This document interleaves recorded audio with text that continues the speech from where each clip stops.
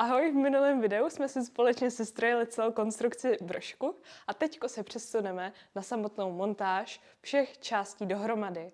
A koncem tady tohoto videa budeme mít smontovaného celého exomáje. Teďko se přesuneme na montáž krytek kabeláže, které jsou na bogi.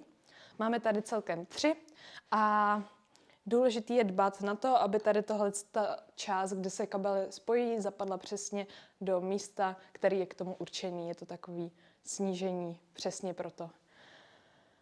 Kdyby vám to nešlo a kabel překážel, můžete použít elektrikářskou lepenku s nůžkama. Můžete si všimnout, že třeba v tady téhle části, hlavně tady, to mám trošku protočený, protože to servo bylo nový a ten kabel byl prostě takový zatočený. Takže dost vám to usnadní práce.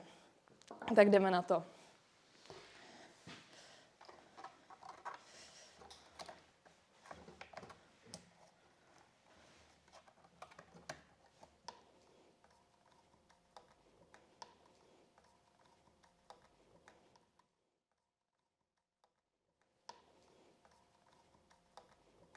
Teď, když už máme nasazené všechny krytky, můžeme nasadit i samotnou část tršní. Předtím, než ji nasadíme, tak musíme opatrně prostrčit kabel od kamery. Prostrčíme ji krkem, hodně opatrně, aby jsme ho nevytáhli.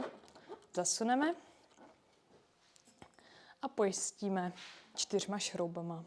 Teď, když už jsme si připevnili 4 šroubkama vrchní část exomáje k časí, se můžeme přesunout k další části, kterou bude nasazení návleku. My máme návleky vytištěný z flexibilního materiálu, ale můžete klasicky vytisknout z PETG a bude v pořádku sedět, to jsme už otestovali. Je to návlek, který slouží k přizpůsobení povrchu po hladkém terénu, což pro podlahy a vnitřní prostory je ideální. Tady v originálním modelu kola jsou přesně podle doopravdického roveru ExoMars.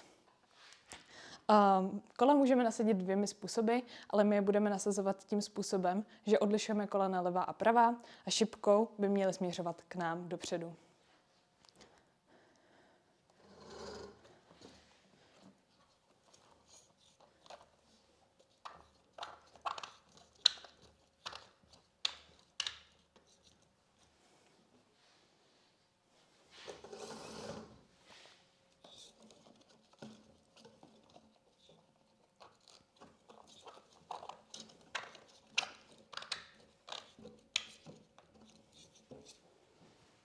Teď, když jsme nasadili všechny návleky na kola, se přesuneme k aplikaci krytek. Máme tady celkem 2 krytky. Tady tahle je na boční port od Raspberry. Jednoduše vložíme. Pak tady máme druhou, která se v modelu jmenuje jako drill, ale není to drilling tool, je to jenom krytka, je to víceméně taková maketa. Ta slouží pro kryt výstupu baterky. Teď už máme zakrytkovaného skoro celého exomáje, už nám schází jenom hlava, ale nejdřív, než tam namontujeme hlavu, tak tam dáme kameru.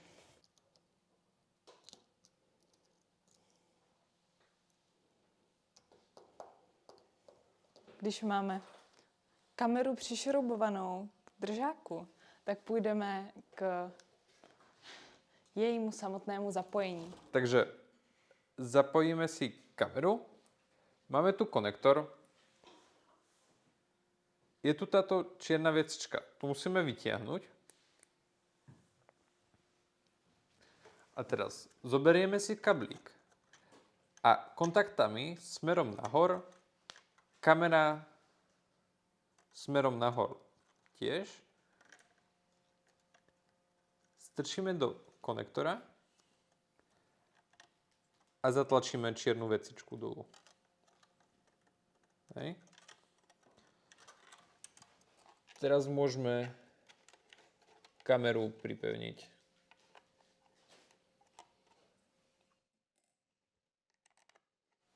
Tak a ako poslednú vec namontujeme krytku na hlavu s tykadlami. A týmto sme skončili vlastne s celou montážou. Keďže už máme hotovo, môžeme spustiť exomáje. Ako sme si hovorili pri inštalácii softvéru, pri zapnutí tlačítka sa nám automaticky spustí skript takže rover začne fungovať. Zoberieme ovládač, zapneme ho a môžeme ísť. Ku kamere sa pripojíme nasledovne. Už pri časti so softvérom som vám ukázal, ako zistiť IP adresu Exomaje. Tu si copy-pastneme do prehliadača s portom 8080.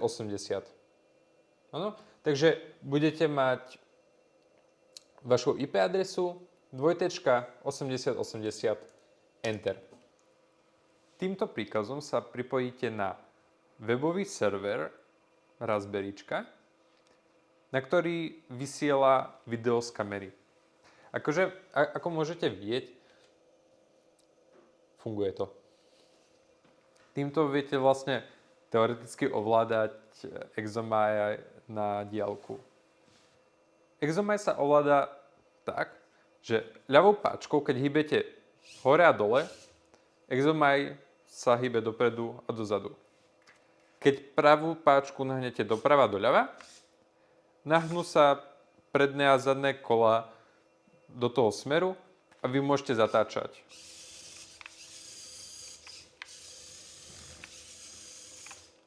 Toto je klasické ovládanie Exomaju. Exomaj má 3 módy. Medzi nimi môžete prepínať pomocou tlačítka Select. Po jednom stlačení sa dostanete do módu 2, ktorý sa volá Point Turn. Znamená to, že Exomaj sa vie točiť priamo na mieste. V tomto móde ovládate Exomaje iba pravým joystickom doprava a doľava. Keď dáte pravý joystick doprava, začne sa Exomaj točiť v smere hodinových ručičiek.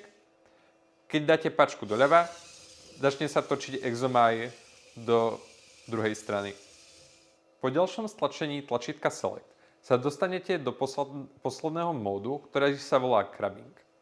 V tomto móde sa viete pohybovať s Exomajem do všetkých strán.